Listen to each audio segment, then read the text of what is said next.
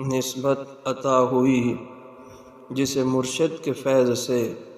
ہر لمحہ حیات ہے سلطان جاں کے ساتھ۔ اختر میرے مرشد کا ذرا فیض تو دیکھو، کس طرح درد دل کیا میرے بیاں کے ساتھ۔ حضرت رابعہ ادویہ رحمت اللہ علیہ یہ بھی ایک اللہ کی نیک بندی تھی۔ ان کے بارے میں کتابوں میں لکھا ہے کہ جب وہ عشاء کی نماز پڑھ لیتی تھی، نماز پڑھنے کے بعد چھت پر جاتی اور چھت پر جا کر کے جو اس نے دوپٹہ پہنا ہوتا تھا یا چادر پہنی ہوتی تھی اس کو کس کر، جس طرح ایک بندہ سردی میں بیٹھنے کے لیے تیار ہوتا ہے تو اس کے پاس جو چادر ہو اس کو اچھی طرح اپنے اوپر لپیٹ لیتا ہے، اس طرح وہ چادر کو اپنے اوپر لپیٹ لیتی اور اس کے بعد کہتی، اے اللہ تارے روشن ہو گئے، آنکھیں سو گئی، دنیا کے سب بادشاہوں نے دروازے بند کر لیے، ہر محب اپنے محبوب کے پاس پہنچ گیا، اے اللہ میں اس وقت تیرے سامنے حاضر ہوں، اے اللہ میں اس وقت تیرے سامنے حاضر ہوں۔ یہ الفاظ اسی کے دل کے اندر آتے ہیں جس کے دل کے اندر اللہ تعالیٰ کا عشق اور اللہ تعالیٰ کی محبت ہوتی ہے، ورنہ ان کو یہ الفاظ کس نے سکھائے کہ اللہ تعالیٰ کے سامنے آسمان پر جا کر، چھت آسمان کے قریب، اب بظاہر چھت آسمان کے زیادہ قریب ہے بنسبت زمین کے، چھت کے اوپر چڑھ کے تم ان الفاظوں کو دہراؤ۔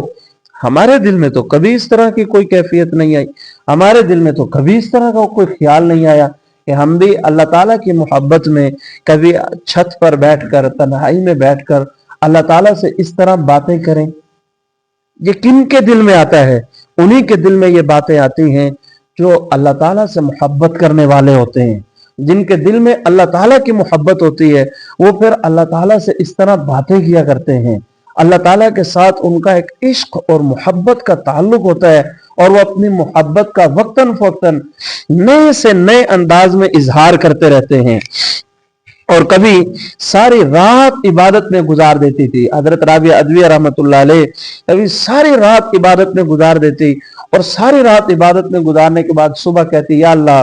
تو نے میری عبادت کو قبول کیا یا نہیں، کاش کہ تو مجھے بتا دے، اگر تو نے میری عبادت کو قبول کیا، اگر تو نے میری عبادت کو قبول کر لیا ہے تو میں خود کو مبارکباد دوں کہ تیری رات کی عبادت قبول ہو گئی، اور یا اللہ تو مجھے بتا دے اگر میری عبادت قبول نہیں ہوئی تو پھر میں خود سے تعزیت کروں کہ تیری عبادت پاک دربار میں رد کر دی، تیری عبادت کو اللہ تعالیٰ نے دھتکار دیا۔ اے کریم پروردگار تو مجھے بتا دے کہ میری عبادت کو تو نے قبول کیا ہے یا نہیں کیا۔ اب یہاں بھی میں وہی بات کہتا ہوں کہ یہ جملے کن کو آتے ہیں، یہ جملے کن کے ذہن میں آتے ہیں؟ یہ اسی کے دل کے اندر اس طرح کے جملے آئیں گے،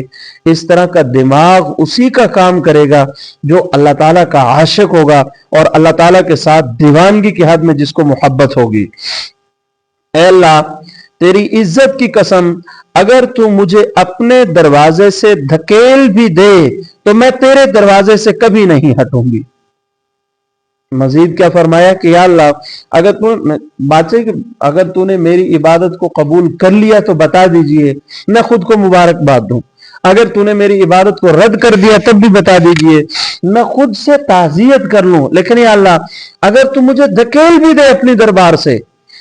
اگر تو مجھے دھکیل بھی دے کہ تیری کوئی عبادت قبول نہیں ہے، اگر تو مجھے اپنے در سے دھتکار دے اور مجھے کہے کہ نکل جائے یہاں سے، فرمایا پھر بھی میں تیرا در نہیں چھوڑوں گی، پھر بھی میں تیرا در نہیں چھوڑوں گی۔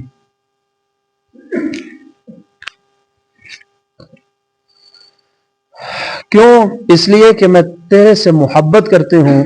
جس کو محبت ہوتی ہے کسی سے، اس حضرت رابعہ ادویہ رحمت اللہ علیہ کے اس واقعے کو بیان کرنے کے بعد ایک اللہ والے نے اپنے خطبات میں آگے یہی لکھا کہ یا اللہ